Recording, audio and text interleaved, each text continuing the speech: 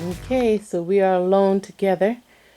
And as you can see, David is behind bars. I am Alistair Cook, and this is Masterpiece Theatre. Sure. Somebody knows what I'm talking about.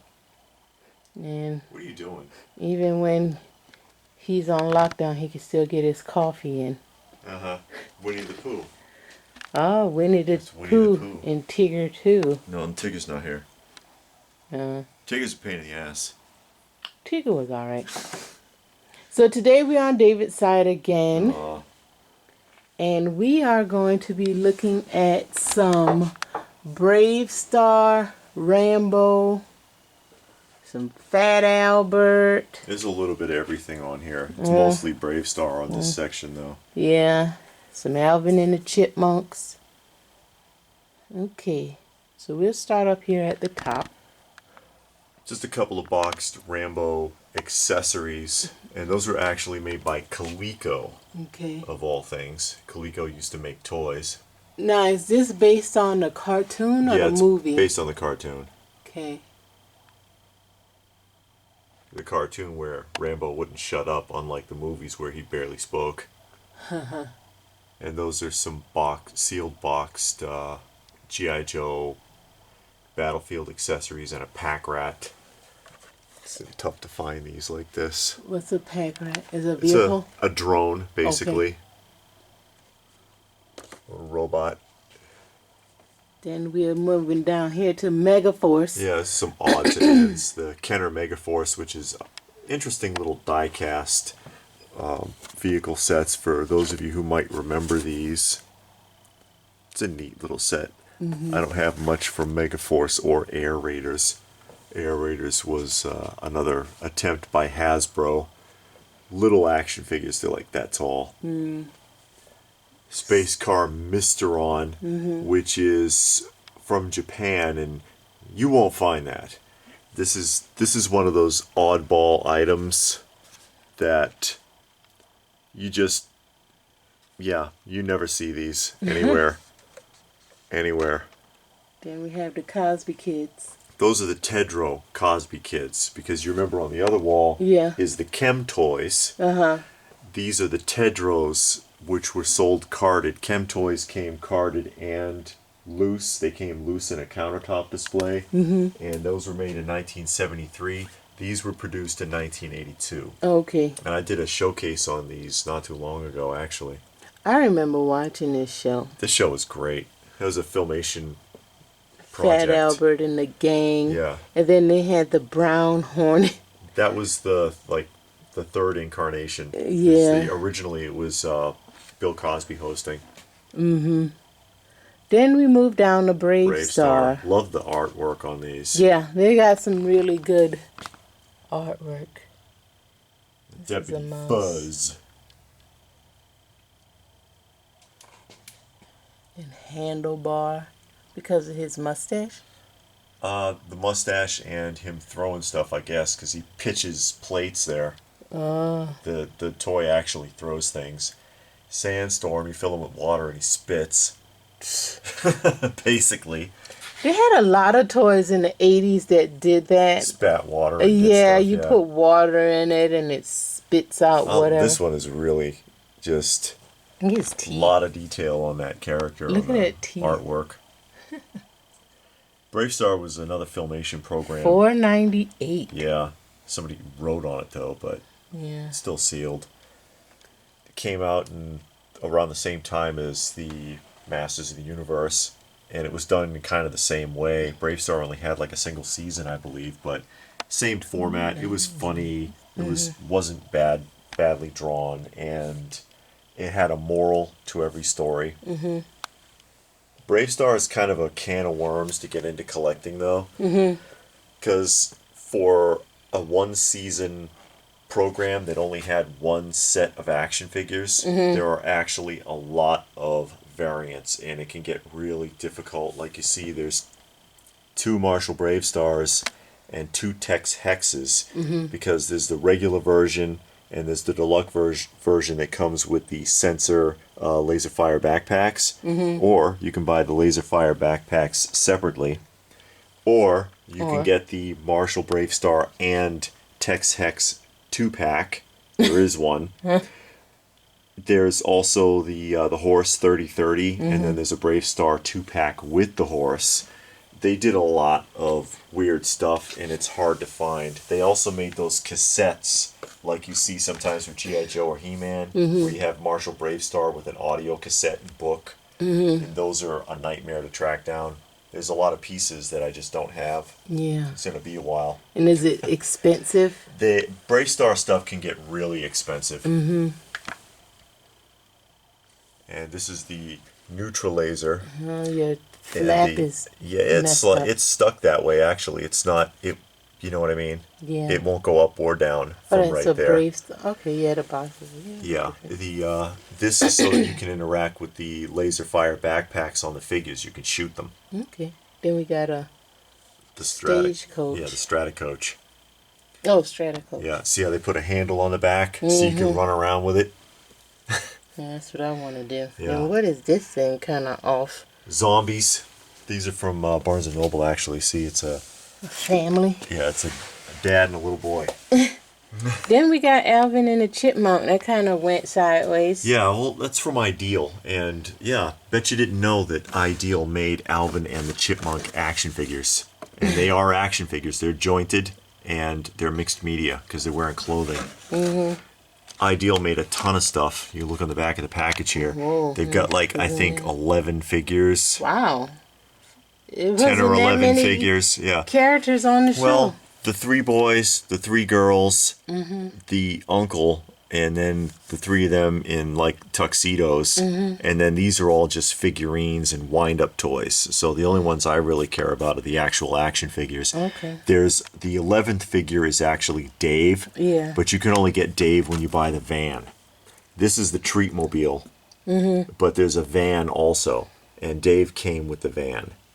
Okay. And it's a little misleading because you see how they have like 3 chefs. You don't get the figures. You just get the van. You just get the outfits and the food. Why do you want outfits and no figures? Because you can actually take the clothes off of these. So you can dress your chipmunks up in those and Yes. put them in the chipmunk van. And then you got more Rambo here. More Rambo.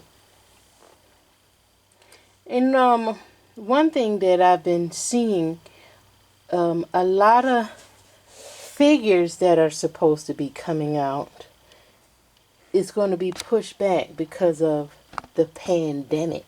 Yeah. I've been hearing a lot of people saying they've been canceling pre-orders, and it's like, you're still going to get it, so why are you canceling it? Unless you had a pre-order through like an eBay seller, I can understand it, and I did a video on that some time ago, because you can get screwed over that way. Yeah. If eBay has a time limit and PayPal has a time limit by which you can't go back and say I didn't get my thing. So you can get ripped off through eBay and PayPal right now if you get pre-orders on eBay. But if you got pre-orders in other places or you paid with a credit card, you should be good. And I don't know why you would bother to cancel. Eventually you're going to get it. You just got to wait a little longer. Yeah. But I know a lot of things are supposed, like the New York the New York Toy Fair just came out, like a month or so before this whole pandemic outbreak. And a lot of figures are already up for pre-order or were scheduled to come out like in June or August or whatever. I think all of that is going to get pushed back. Even if things let up, probably like in another month or a few weeks, it might still get pushed back to like the end of the year. And delivery services are on point too. So it's like Yeah. the post office and UPS have not slowed down at all. So I'm like, okay. You know. Well, I know a lot of warehouses. Yeah, I know they're being are forced closed. to back off. Yeah, and China is basically shut down, and everything is made in China. Yeah, I know. Well, maybe this would be a good opportunity for stuff to stop getting made in China for a while. Yeah. Go back to doing it the old way. Yeah. So I know that's a concern for a lot of people, and a lot of stores like Big Apple Collectibles, Entertainment Earth. They've been sending out emails just letting people know, hey, your orders are still in. Once we hear something, we'll get back to you. Don't worry. But if you want to cancel your order, you can, or exchange it for something else, you can. I pre-ordered a bunch of stuff, but I understand it's going to take a while. Yeah. So just let it sit there. Just let it take a while.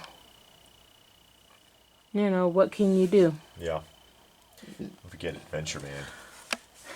Yep, that is Adventure Man, and I bought that for David for your birthday or Christmas? They all come together. Christmas. She thought it was Action Man. Yeah, I thought it was Action Man, so I thought I was doing something. Lesson learned. Well, it's a knockoff of Rambo, obviously. Yeah, nice But card art. It's an 80s knockoff. It was made in Hong Kong. So Yeah, nice card art either way. There's a big market for knockoff and bootleg items. Some of them are actually quite valuable. See? That might be one of them. Yeah. You don't believe it. There's a couple of knockoffs I wish I had. Oh, yeah? Like Mr. Rock.